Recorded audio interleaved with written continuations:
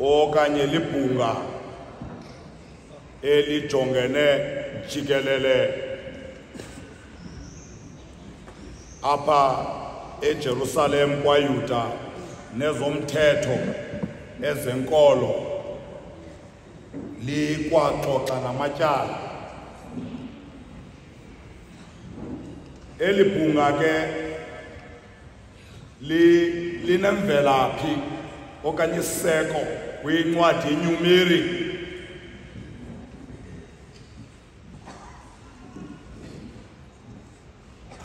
Uba sifumana phayana uThixo yalela uMoses indoba makahlanganisa amadoda angama-70. Phofu ke lento ba bekukwixesha kusemva kwexesha apho uMoses ekhalela umthwalo phezu kwamandla akhe. Masibheka phambili ke elibhunga ke lenziwe ngamalungu angama-70 lize likhokhelwe yi-high priest yelo xesha. Umbingeleli komkhulu ngela xesha likaYesu yenguKayafa. Bekuhlanganwe emini ke apha lelibhunga, izinto zekhaya bezisenziwe emini imihla yonke. Uyokunqandwa ngumhla weSabatha naxa kuthe ke kwakwimihle kukho iminyhadala ngayo lingahlanga lelibhunga. Elibhunga ke kuhlanganise apha amaFarisi, abaSadusi, ababhali, abachazi bomthetho, amadoda amakhulu alapha kwaJuda, yintlanganisela eyenza la-70. Aba bantu bajike bazitshaba zikaYesu namhlanje. Elibhunga ke indawo belingenela kuyo apha etempileni kukho iholo, i-Hewin Stones, ebelihlanganela kulo nestampu ke besiphaa kwela holo ebethi ke uKayafa xa kugqityiwe asibeke. Enye into ke mongameli endinoyithetha ngelibhunga, elibhunga belinawo amatyala apho lingakwazi ukuba sisigwebo, ngakumbi amatyala anokufa phakathi. Elibhunga bekufuneka into kokuba lilixoxe ityala liligqibe, emva koko lenza ama-recommendations liwathumele kwirhunuleli ibe ezawuthi ithathe isigqibo. Ndiqaphela into yoba ke ngokwapha ngale ntseni namhlanje kwenzeka i-corruption, kwenzeka i-corrections, izilungiso zempazamo nembude ibenze kubusuku bonke. Ndiyakrala uba mongameli ukhona umntu apho kwathi uKayafa wathi ngathi impazamo uzawuyenza ngoba lama-recommendations xa wathumela azawuba ngenastampu. So kuyenyenzeleka into yoba mayidibane ibhunga kusasa lizopasa okanye lipasise ukubhubha okanye ukusweleka kukaYesu. Qaphela loo nto apha, qaphela loo nto apha.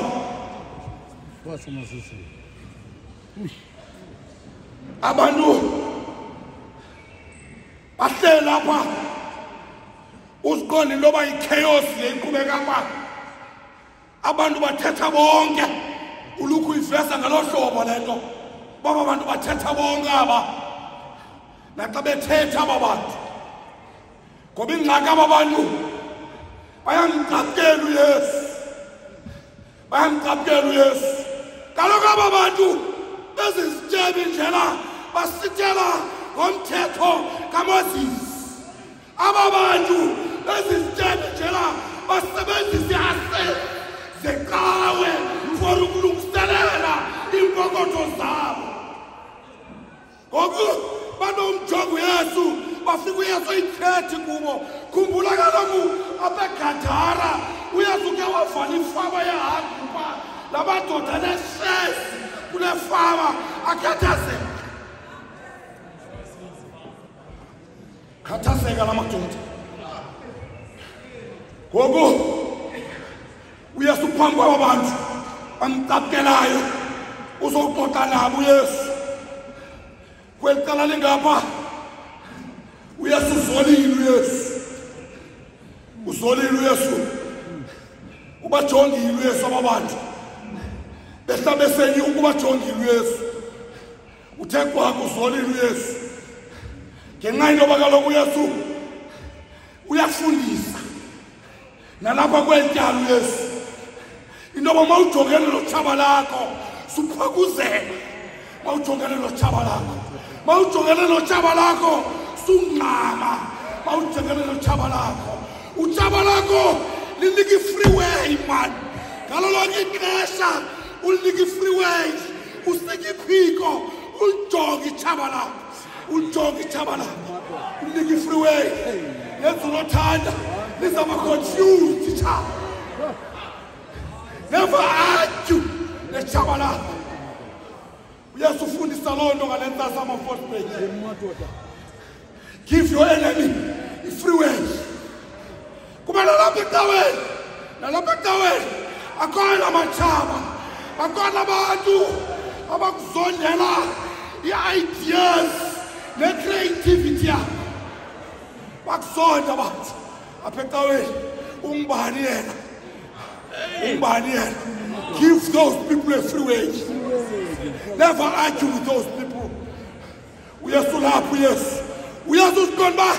i-unfair ndiqhubeka apha mongameli akanikwa naloo nto ndikhe ndiyibone yento kokuba umntu neza uxoxa ityala kuthiwa makafuna ummeli ngenxa yoba akazukwazi ukutolika intetho yalapha ekhoti yakathi uYesu uthi hayi man anangxaki mna anangxaki okathi uYesu uzawutsala amazwi akatsalwa yingwevu yasewuthi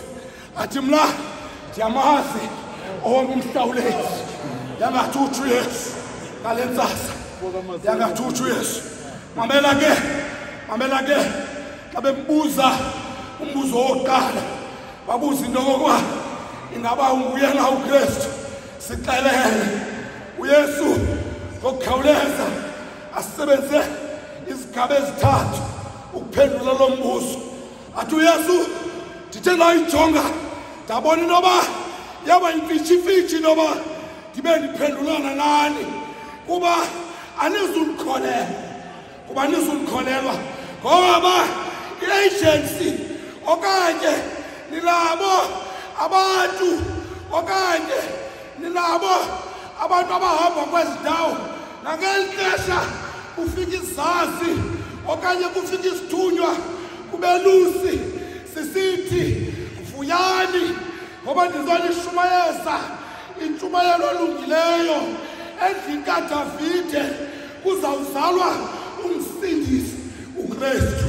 babe khona abantu abamele lamadoda bayisa futhi report iyamphitha ke ngokuYesu leli into ba lamadoda angamazi into ba unguKristu angamazi lamadoda into unguKristu uthi uYesu ndiyalaza lisukhona utsho kokuqala uthi uYesu okwesibini ndiyayazi into kokuba noba ndinganibuza umbuzo anisundiphendula yakathi uYesu ukhumbula kalabini abembizile bembuza into yoba igunyo lithathaphi eliwenza ngalo esi sinto wathi uYesu uyabaphendula wathi ngoba ubhaptizo lukaYohane lusuka abantwini la okanye lusuka emazulwini kusini la batakwa kumphendula ngoba impendulo yabo yayizababophelela uthi uYesu noba ndinganibuza umbuzo andizundiphendula uthi uYesu okwesibini okwesithathu uYesu uthi madoda uthi ngendlela endinijonge ngayo anizulukhulula lonikhulula ngoba uYesu uqaphele into baba ayingaba babantu bangabo aba qaphele loo nto Yesu ba wawukhayafa ayisenguyanga ukhayafa ngoku umbingelelo omkhulu nobenyusa amadidi lugadityayo umnqophiswa betempileni uqambelo Yesu nobaba abantu bahekiwe abantu bahekiwe umcimbi ke wokhekwa unzima mamelani manje zawuyeka ndifuza utsheza apha ngenyimini ndifuza utsheza ekuseni ufayiswa madothana ndifuza ekuseni ifumane imeseji isuka kupresident le meseji ndindayijonga le meseji efowunini yam ndijonge kwa indlela endingathasa ngayo president nditsho ndithi nguye lona umfusi usikhuphela ne-profile pic nguye lona nenambali nguye kodwa le meseji ayisuki kowami umongameli nditsho ndithi bafikile abaheki kupresident ngifuse uvoice ndilivoice ubunayo enye inambari yakhe mfonele uthi abaheki bafikile unjalo ke umuntu ohekiweyo i-identity nguye identity wayena bhayibhile nenculo sezakhe kodwa into engaphaya ayiluyanga uhekile uyesu uphelele lithemba baba athi uyesu kubo athi uyesu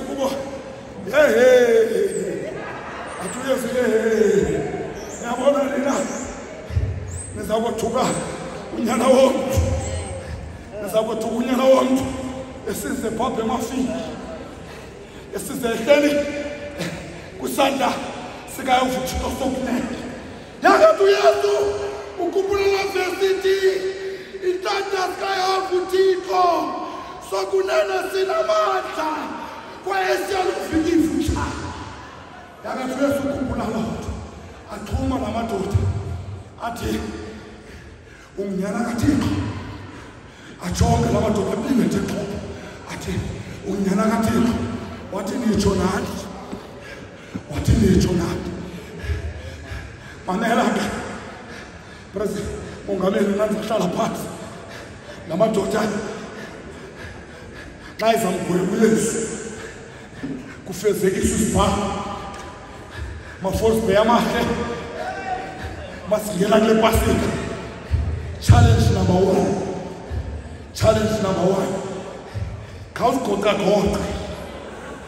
khawuzigoqa into okwenza kwakho nokuhamba kwakho apha enkonzweni ingaba ngumkhanyeli na uyesu ingaba nyani ukwenza kwakho kuthetha le nto uyithethayo na uyakholwa into yoba uyesu unguKristu. Challenge number two, if uyesu angangena kulaa mnyango mongameli aqala apha kum abuze umbuzo one by one, ingaba uyakholwa noba nguKristu? Ndithi nxa ndiphendula ewe, mfowethu ke abuze uyesu undenzele ntoni. Ingabi khona into ozakwazi umphendula uyesu ethi uyesu ulahle ntoni ngegama lam, khona into oyilahlileyo oyinqamileyo ngegama lam, athi uyesu. Challenge number 3, ndicela siyokwenza i-dipstick sijonge sikhangele amafosbhey yoba ingaba sikhethwanga na, ingaba i-identity nento esiyithethayo ziyadibana na, ingathi kanti i-identity sithi kanti into esiyithethayo uthetha usathane emva kwethu. Uthi uyesu ngale ntsasi yanamhlanje, uthi uyesu ngale ntsasi yanamhlanje baphakama abantu bathi akho nenide loba sibiza amangqina, sikhona into basibiza amangqina, lo mntu siyamgweba basisa khayazi beka isitambu idlule isigwebo salo mntu siyeka balibalinto aba bantu kwincwadi yaDuteronomi kwenye yeziseko zelibhunga i-16 i-18 wasimisela abagwebi kuwo wonke amasango akunika wona uYehova uThixo, kodwa aba bagwebi sebabagwebe ngobulungisa abantu balibele loo nto aba bantu basibeka isitampu uKhayafa wamdlulisa uYesu wandlulisela